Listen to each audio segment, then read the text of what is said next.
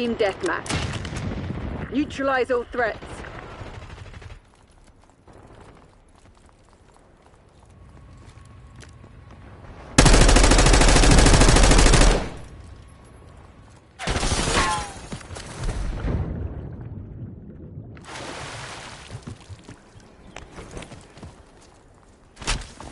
I'll shooter, get off me!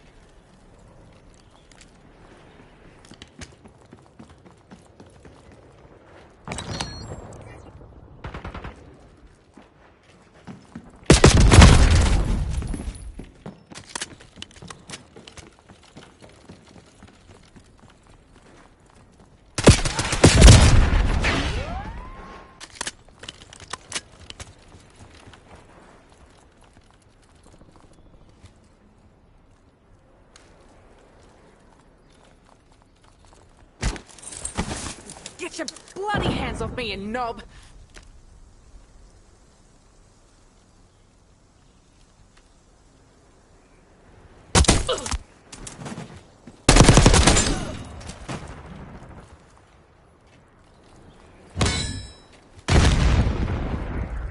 Concussion grenade sighted.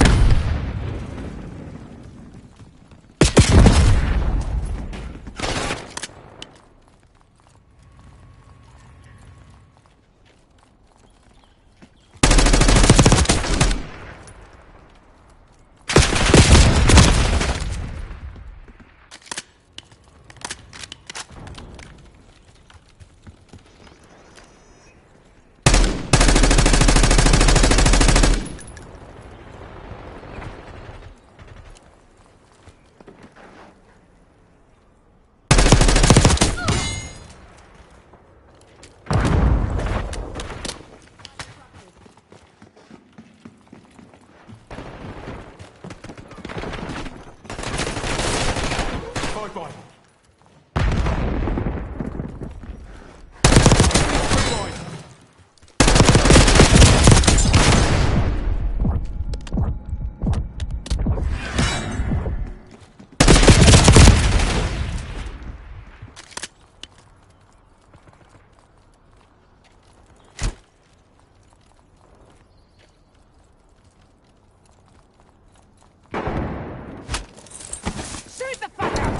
Between the eyes! You know you went from the town? Yeah. Around the 1:30 is when we got meet her.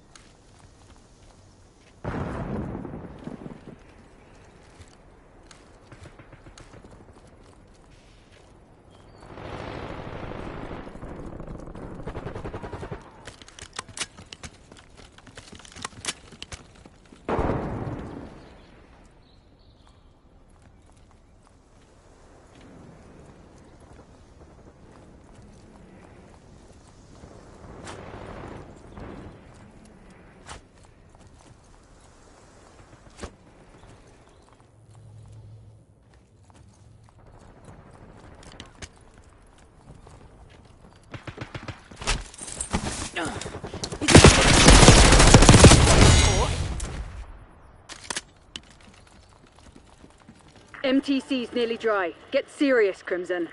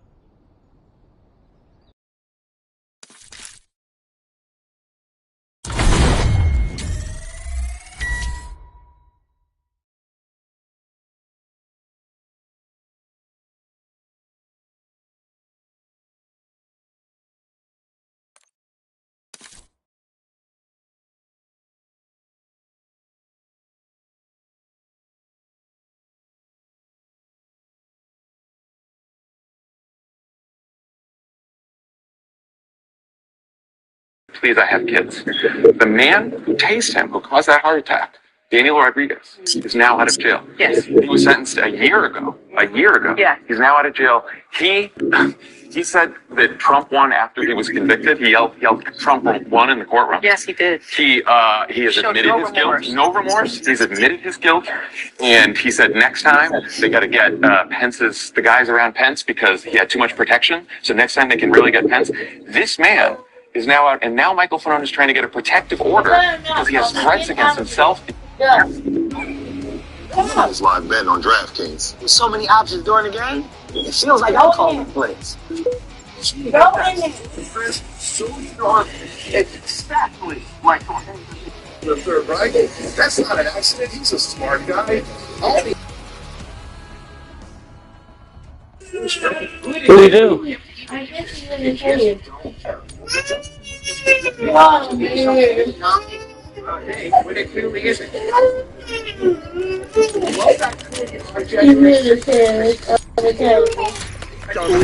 Get your ass. Another day in paradise, Black Ops. Locking down Charlie.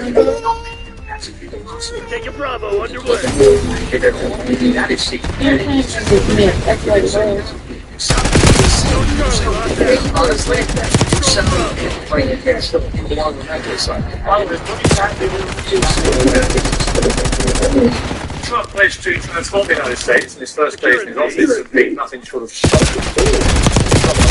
Tidal wave of executive action for scrapping all of Joe Biden with a stroke of a pen. The border stricken Trump has crossed out more than the policy of this trade barge sharping. They believe it profound and perhaps permanent. And that the Supreme United States is dead, and American dancers will nobody but God. And maybe Trump. Ronnie Ryan, join me to debate together. Andrew Wilson, the crucible, over what he calls from the worlds of politics, philosophy, and religion.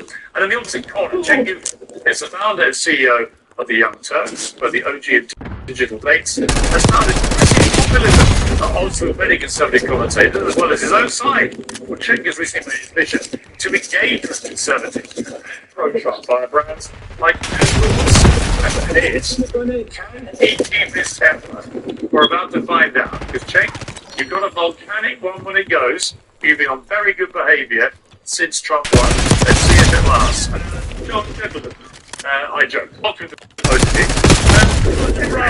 What's on with you?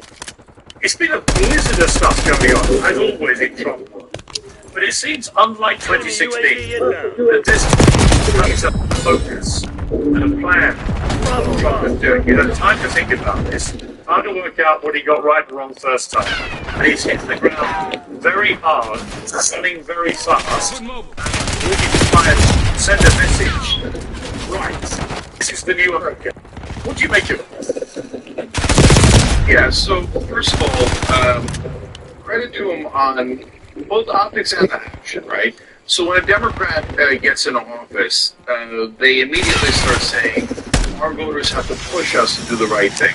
And then they say, don't push, don't push. Hey, how about we elect you and you're doing the job, right? And for Democrats, that seems to be hard ass, right? That's why I'm so frustrated with my own party. You want to see something? Signing executive order after executive order. So give him credit for that. Number two, give credit to Susie Wiles, who ran a brilliant campaign and now seems to be running a very great ship as the chief of staff.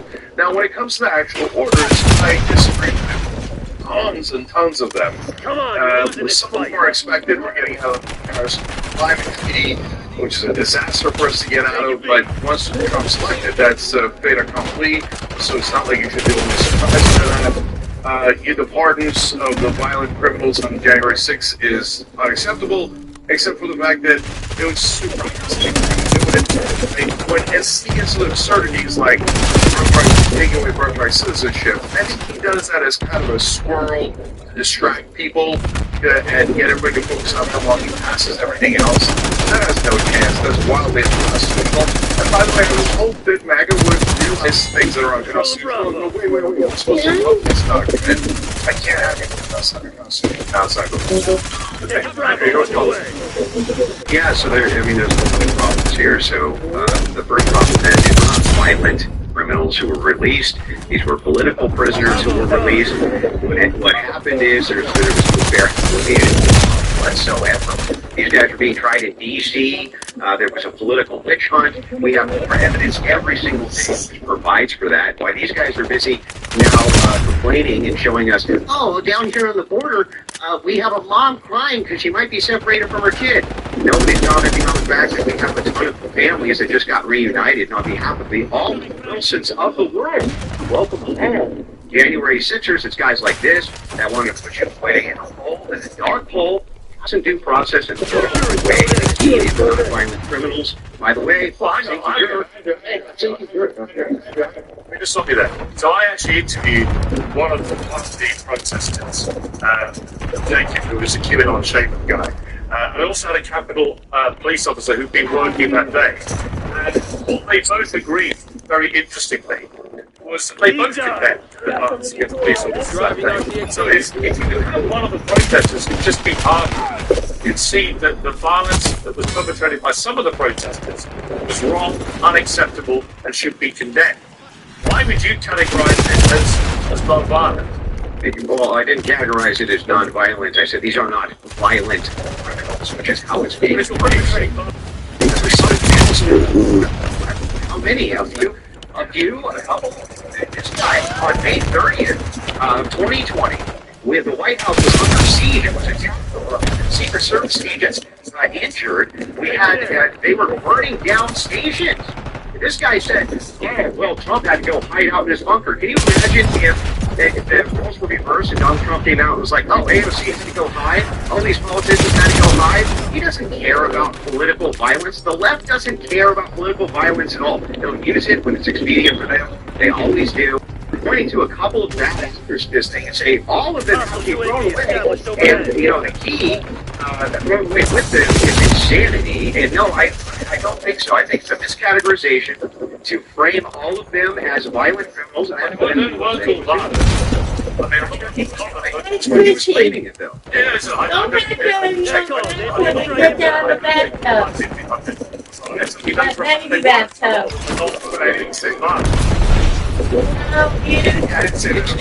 So, look. Yeah, all right, whatever, dude. So all the actors are just super clear about this. And as always, we're setting people who are fair. You'll see both sides do all this extreme stuff like Andy. So first of all, people who went to the speech of Donald Trump, a lot of times they get pulled into this, and I always say, no, that's not fair. They didn't go down to the Capitol. So people start to the Capitol. It's an obvious crime to break into the Capitol. And why were they doing that? They were trying to overturn the results of the election. So you could blah, blah, blah on all your talking points, but it's absurd. And obviously they were trying to hurt our democracy. They were trying to steal that election. And were some of them violent? Were all of them violent? No. Were some of them violent? Obviously. Man, I take years. So you can do all the propaganda you want. Just watch the tape of them trying to beat the crap out of the cops. I thought you guys cared about cops. I care about crime against crime, and we take heat sometimes because they think that crime is a right-wing narrative and doesn't actually exist. Well, the voters just showed you it does exist, and they're pissed about it. But they're also pissed about it when people beat up. So look, I'm pissed because the American people voted, they put Trump back in office, and that's pretty definitive. Yeah, I didn't want that, but it happened, right? But if you're going to try to do revisionist history, that these were some patriots, people from the picnic, but oh golly gee, there was a Capitol, so they started to bust in and beat the living crap out of the cops, and oh, he lost somebody. So they go and try to do a coup attempt. They made it, and I think it's a terrible precedent. And I think every time you guys defend it, you sound absurd, and it sounds like overwhelming, ridiculous propaganda. What it's about is fair application of law, and there's not been fair application of law here. Zake himself cannot even do fair application of law at the same time. He says, May 30th, when they were attacking the White House or attacking Secret Service agents, they wanted to get in there and help keep the got hit sent to a bunker. Where was his outrage about the invasion? Where was he when Black Lives Matter was burning down? He was saying instead, saying he didn't interrupt you once. He said, calm down for me. So anyway, what's going on, very simply, is that at the same time, the Democrats are saying, you've got to stay home and stay messed up. They're telling other people, go outside, burn down cities, make chats a nice free independent zone. And I hate to say that that's anything other than an insurrection, to say that this is now no longer part of the United States government, have your own farm militia there, the entire thing on May 30th, they attack. And this guy says nothing. Suddenly, J6, though, oh my God, they're violent extremists. It's all nonsense. It's not fairly applied. He's never fairly applied it. The laws have never been fairly applied to the J6ers. They were tried in D.C., not through this party. Here's how a law works. A law works like this. 1,000 law frees and one guilty person doesn't spend a day in prison. That is the precedent for our law. That's why they got pardoned, and it's exactly why they should have. On the ending, the first responsible. One check mentioned also about the ending, the first line of citizenship for the executive orders. Do you think Trump intends to do that? Because it seems to me it's already won the debate about illegal immigrants who are illegals in America. Yep. Everyone pretty much agrees they should be sent back, including the million they've already been processed.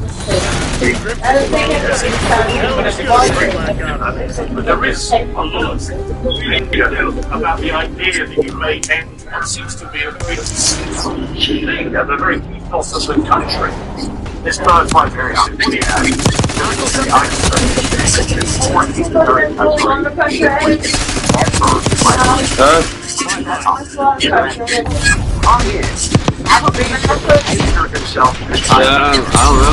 I didn't try to take care of it. This was designed for things like, for instance, came in legally, they have children here, of course those are United States citizens. Nobody's disputing that. We're disputing that you can just come in illegally, have a child on American soil, and then try to anchor yourself to that child. That is not the spirit of what we're even talking about. Of course Trump wants.